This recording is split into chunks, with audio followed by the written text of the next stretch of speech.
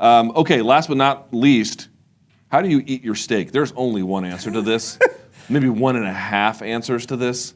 Please tell me you eat your steak like a refined human being, not some kind of barbarian, like Romulus and Remus style. What do you think? I was a uncultured person for most of my life, Luke. I don't know if you can. I can't believe it. I don't know if you can tell that I grew up in a hard factory town with an urban edge to it. Did you? That it made me who I am today. This hard worker who can eat Did you Eminem from 8 Mile? Who can eat out of a convenience store at any time? Did you Papa Doc? I've learned in recent years what men do, what real life is. And what is that? That is a bloody ass steak. That's right. How do you have it cooked? I like to carve off what I want and ride the rest home. Good. It's a Dennis Leary joke. Yes. I know you hate him. Yeah, no, I like Dennis Leary. That's no cure for cancer, right? Yeah, it's my favorite moment of comedy history. Dude, you are stuck in the 90s in a sort of alarming kind of way. Luke, once I went pink, I mean, Aerosmith wrote a song about how great it is, right? Once I mean, you can't go back, Luke. You know what I mean? Once you just get in there. You're going to get us fired with this shit. The answer is medium rare and rare are the only two acceptable answers. If you get your steak medium, you're a Visigoth. If you get it medium well or well done, and I want to be clear that you deserve to be killed in front of your loved ones. Oh. That is how awful you are. You have the palate of a toddler, and you are ruining America. Luke, so you would be fully against using A1 or ketchup at any point? Understand? Right? I'm being serious for a moment. Do you understand how the flavor works? To the extent you cook it, right? You cook out the flavor past a certain point. Yes. Certainly past you're so right, the reason why you're putting on A1 is because you don't have a good cooked steak. out everything that because made you're buying a steak shitty steak. All right, then let me do this, okay?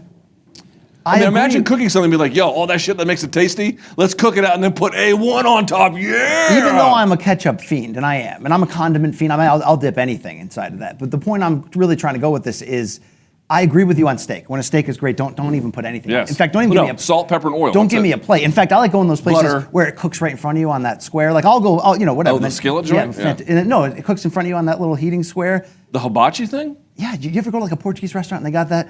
They'll put the steak on the hot ass square in front of you, and then when it gets to the level that you want, cut up or you start cutting it when it gets to the cook level that you want. No, I've not seen that.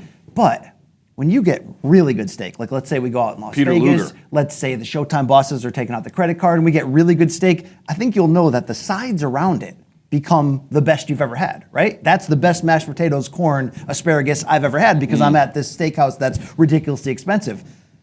I take a piece of steak and dip it into the insanely good mashed potatoes because it's like,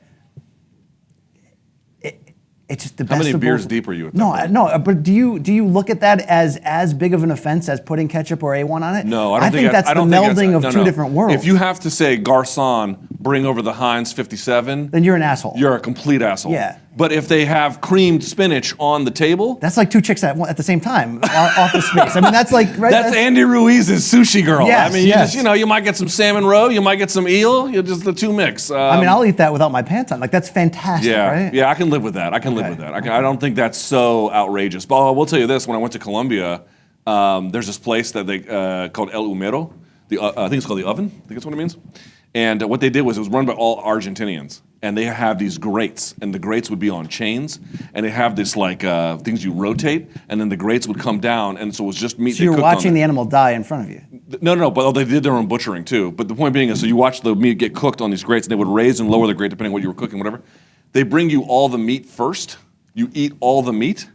And then afterwards, they bring you the sides. You don't get to combine. Oh, wow. I wasn't sure how I felt about it until I had the sides, and they were slamming, so I was like, all right. You can have your hoss and eat it, too. I've creeped out many a women in my life. I don't know if you can guess on that. But I can't believe it. But what I do with these waitresses, and as I ask a legitimate question at steakhouses. You're the only guy who like preferred to go to prom stag.